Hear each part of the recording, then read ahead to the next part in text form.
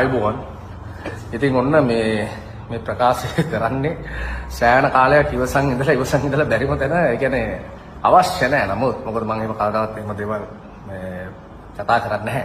මේ ෆීල්ඩ් එකේ හැටි මිනිස්සුන්ගේ කැපිලි අපිට වෙනස් කරන්න බෑ.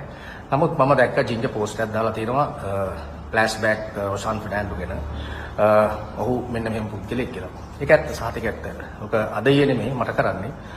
මම දැනුවත්ව මට කීප දෙනෙක් කියලා තියෙනවා මාව යෝජනා කරපුවාම හවල් පුද්ගලයා ඒකට කැමති නැහැ කියලා. ඒක රිජෙක්ට් වෙන කෙනෙක් කට්ටිය දාලා දාගන්නවලු.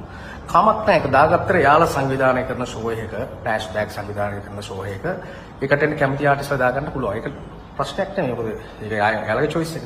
හැබැයි මේ වෙන සංවිධායකයෝ සංවිධානය කරන දේවල් වලට මේ මිනිස්සු ආසහින්දා අපි යෝජනා කරනවා නම් ඇයි මේ මිනිස්සු එතකොට ඒකට අකමැති? ඒක හරි වැරදි. මොකද ඒක සමහර විට මේ මනුස්සයෙක් මට විතරක් නෙමෙයි සමහරට මාසෙම කඩි වෙන්න පුළුවන් මේ මනුස්සයාගේ ෂෝ එක. ඒකෙන් ගොඩාක් දේවල් හිතේ ඇති. මොකද කලාකාරයා කියන්නේ එයාගේ වෙන රස්සා නැහැ. එයාගේ සින්දු කියන එක තමයි එයාගේ රස්සාව. සමහරට වෙන ආදායම් මාර්ගයක් නැති වෙන්න පුළුවන්. ඉතින් ඒ වගේ කුජීත වැඩ කරන්න හොඳ නැහැ. ඒ කට්ටිය ප්‍රවීණයි කියාගෙන මම ප්‍රවීණ නම් අපිත් ප්‍රවීණයි. අපි අවුරුදු 25ක් විතර අපිත් මියුසික් කරනවා. අපි චිත්‍රපට වල ඉඳලා ගත්තාම මම සින්දු 150ක් විතර මාත් කියලා තියෙනවා. ඔය එක කාලේ සම කාලේ වෙනා ඒ ටික අපිට වැඩිවල් ඇති.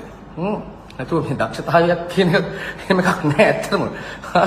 ඉතින් මම කියන්නේ එහෙම කරන්න එපා. මේ මම දැක්ක ජින්ජර් දාලා තියෙන පෝස්ට් එකක් පව් වවන්කෝ. ඉතින් ආයේ කොන්ද කෙලින් තියාගෙන ඒ ප්‍රකාශ කරපුවා හොඳයි මේ මිනිස්සු ගැන.